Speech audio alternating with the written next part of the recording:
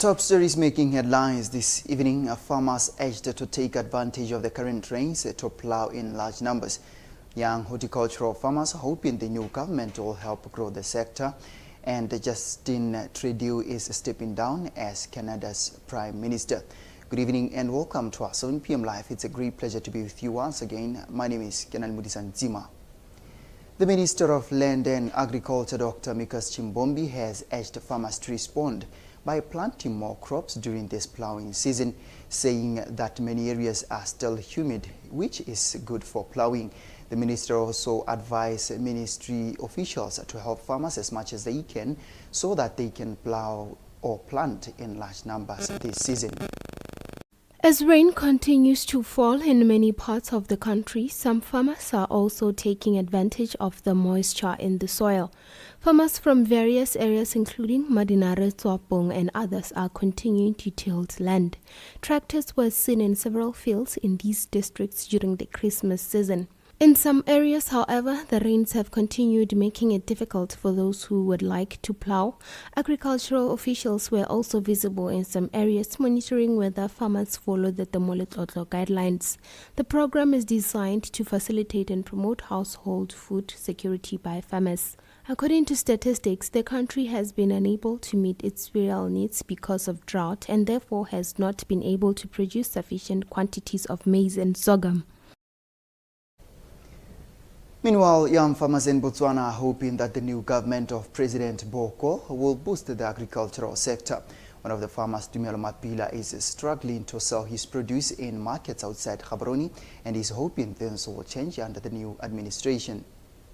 One of the key things for me as a farmer is for opportunities to grow the farm, opportunities to access other markets beyond just Gaborone and Botswana, of course. And we're looking for stability in being able to know that when we do take our produce to the buyers, they're buying it at the right price, the right volumes, which really will help us to plan better as well. In different economies and countries where it has really sustained the country and created employment and created so much wealth for the citizens and people who farm. So this is an area of focus for myself, my family, and I think for a lot of Botswana as well going forward. Our expectations are high. It's very clear that the diamonds are not doing well. Still with farming, Chinese experts have partnered with their counterparts in Botswana to introduce drought-resistant rice varieties in the country. Initial trials show yields of at least 3.5 tons per hectare, boosting harvests. Plans are underway to distribute seeds across the country. Botswana country, most of the food is import. Actually 70%, more than 70%, it's import. It's many countries, because they are protect themselves for the food security. They are refused to export to us. We are thinking, I think this is the chance to promote our people to plant rice or any other crops by ourselves. Can grow it in the field where you are growing maize. Actually, if the amount of water that is needed for maize can also satisfy the rice to grow sufficiently. Especially for rice. As long as the farmer can irrigate, the pest infestation and the disease outbreaks that we have seen in our research shows that we don't use a lot of chemicals for it. We just use organic, it grows very well, so the farmers will benefit. Inorganic fertilizers are becoming very expensive. The expectation is that if we have our own resources, genetic resources of rice, we have machinery to grow rice, to plant, to harvest and to process, we become food secure in that way. In other news, the Botswana Nurses Union Bono is calling for a review of the Nurses and Midwives Act. In an interview with YTV News, the Union Secretary General Lebogang Philip said the current legislation needs to be updated to better protect nurses and midwives. Review of Nurses and Midwives Act, we learn that is at advanced stage.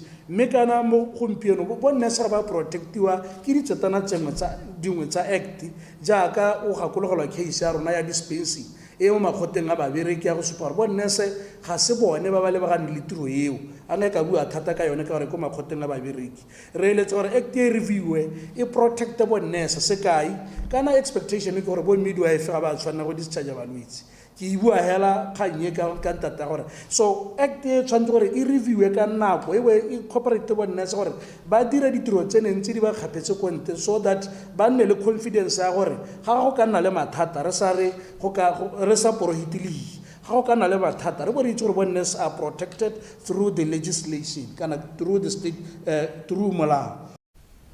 Coming back after a short break, Justin Trudeau is stepping down as Canada's Prime Minister. Stay with us for more news.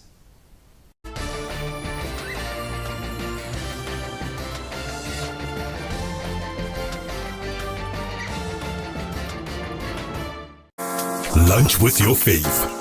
I give you an opportunity to get up close and personal with your favorite celebrities. I will be serving up a delicious hour of exclusive interviews and behind-the-scenes stories with the biggest name in the entertainment industry. And best of all, you get to know your favorite public figures like never before. Don't miss out on Lunch with Your Fave, brought to you by KFC, Finger Lickin' Good.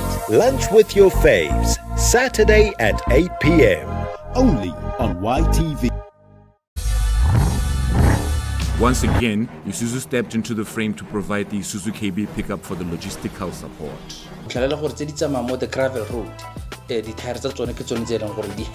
Audi rings and the RS3 badge on the front and the rear are also black. Now, moving on into this action-packed season 2 of Top Student YTV, we expect to see you every Sunday afternoon at 4 o'clock right here on YTV, where entertainment lives. Parsley, dried parsley.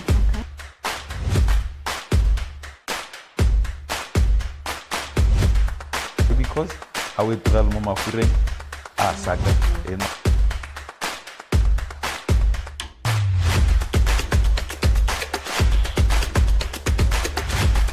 Starter.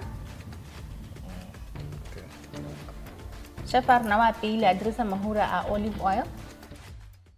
Mana na hangare o regisa sengwe la ke re o regisa dipudi mme ga re bolele o regisa dipudi ga ke re itse o regisa dipudi thile o tsana mo ba dumba ra re ke na le dipudi tsa bokete dintsi jana go iragalang ka pudi then ke gone batho ba ka tlang go wena le mebutla e batla utswa o ya go batho tell them ke na le mebutla ke sose cause mebutla ga itse we thata mo ga rona.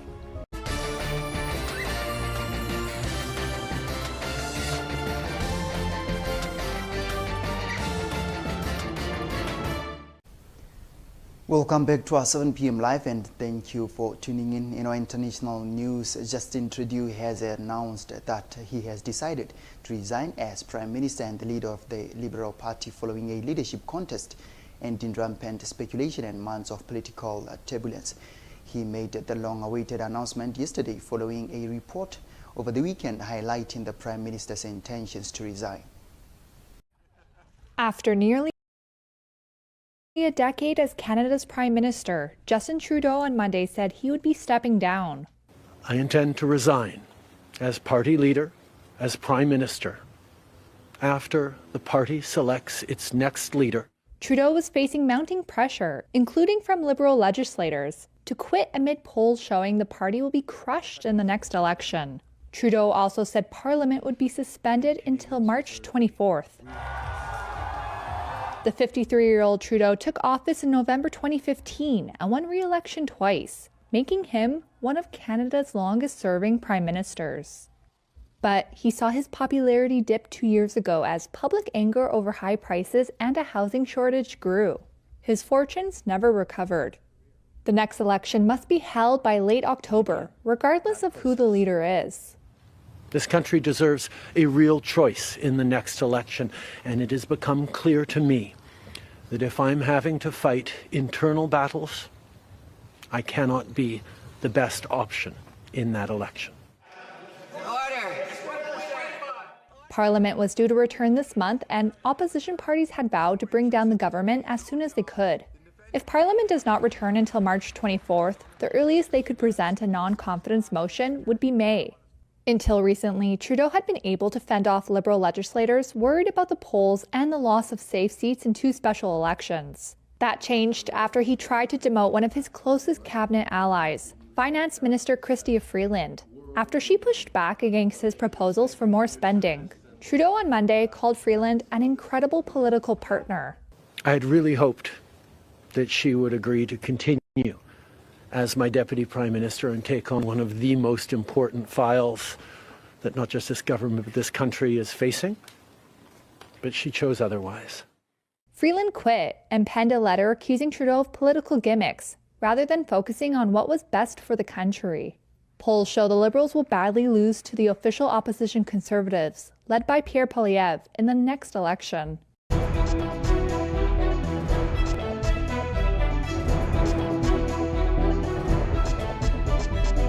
And now in our business news, the Eurozone economy ended 2024 in a fragile state according to a survey which showed overall activity contracted for a second straight month in December as a modest recovery in the services industry failed to offset a deeper downturn in manufacturing. The Eurozone economy ended 2024 in a fragile state. That's according to a survey which showed overall activity contracted for a second straight month in December, and a modest recovery in the services sector failed to offset a deeper downturn in manufacturing. The final Purchasing Managers Index for the bloc, compiled by S&P Global and seen as a good gauge of overall economic health, rose to 49.6 in December from November's 48.3. That was just above estimates, but still below the 50 mark separating growth from contraction. The index was boosted by the bloc's dominant services sector. Its PMI bounced back above break-even to 51.6. But it was weighed down by a sharper decline in factory activity. US President-elect Donald Trump, who returns to the White House later this month, has pledged to impose tariffs on goods across the board. An index measuring new services business, a proxy for demand, nudged back into growth territory after 3 months of decline. The European Central Bank cut interest rates for a 4th time in December and kept the door open to more easing. That's as the Eurozone economy is dragged down by political instability at home and the threat of a US trade war. And now coming up next after a short break is the sports update.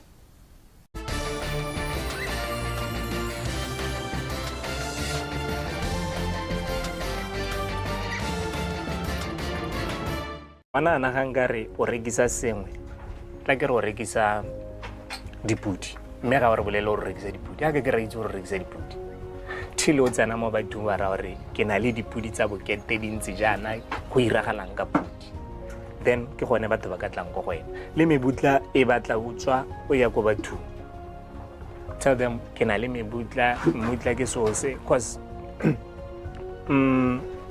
mebutla ga itse we thata mo ga rona.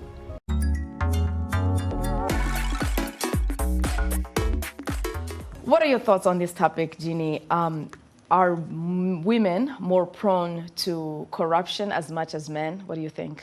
You know, I approach this topic being biased, thinking that, men are corrupted and women are all victims. But, recent studies actually shows that it's gender neutral. We are all susceptible to be corrupted.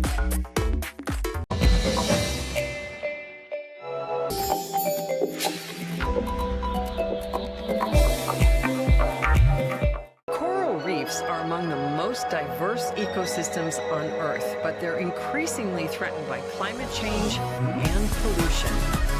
One British artist has taken it upon himself to help save these vital habitats, one paper cut at a time.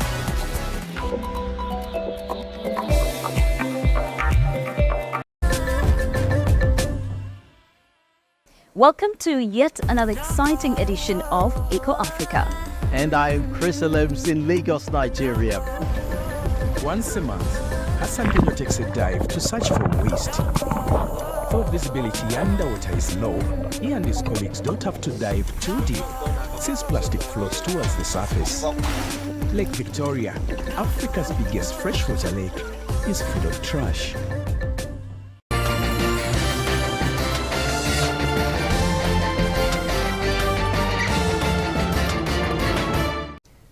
And now taking a look at the world of sports. Tonight in sports, Italian giants AC Milan have recently announced a new maternity policy that guarantees automatic renewals in the final season contracts of its women's team, calling it a first among Europe's elite clubs. A push for maternity rights in professional women's sports has gained momentum in recent years, with several governing bodies, including FIFA and sponsorship brands, introducing new policies.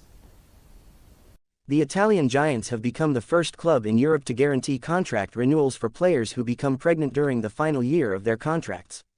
In addition, the policy includes provisions for childcare assistance and expenses for both the player's children and a companion. Grimshaw, who is also a Scotland international, expressed her gratitude for the policy, stating that it removes the difficult decision many female athletes have faced in the past. The choice of being a mother or a player is one that definitely, in the past, a lot of women have had to make, she told BBC Sport. To be granted this opportunity feels extra special. You might be in the last year of your contract and feel a little scared about becoming a mother. It's taking that choice away from us. We can feel comfortable. The policy was spearheaded by Elisabeth Spina, AC Milan's head of women's football, as part of the club's ongoing commitment to advancing women's football and player rights. The initiative aligns with recent efforts by FIFA to establish new standards for protecting pregnant female footballers, which were launched in May. As a huge club, we have the responsibility to try to develop women's football, Spina said. That's why every year we invest in a dedicated project. I hope this project in particular can help not only women's football improve, but women's sport and female professionals. Spina emphasized the importance of being proactive in addressing women's health and providing resources for future generations. She hopes that AC Milan's maternity policy will serve as a model for other clubs and set a new standard in women's sports. Although the full impact of the policy may not be realized until a member of AC Milan's squad becomes pregnant, Grimshaw is confident that the club is setting a positive example. People are looking at the club as being serious with equality and inclusivity, she said. Women should never be put off about being a mother. It's really special and it should always feel that way. Grimshaw also believes that the next step is to change perceptions of motherhood in women's football. A policy like this enables us to come back and perform after giving birth. I'd like to see a change in mindset, she added. We can have a baby, come back and be as strong as we were before, compete in major events, and not just in women's football but every sport. It's an exciting time for all of us. And that is all the sports update for tonight. Let's now recap the headlines. Farmers urged to take advantage of the current rains to plow in large numbers. Young horticultural farmers are hoping the new government will help grow the sector. And Justin Trudeau is stepping down as Canada's Prime Minister. That's all the news we had for you tonight. Thank you once again for watching YTV. From myself, the King and author of announcement, and the rest of the YTV News team, have a blessed night and a happy new year.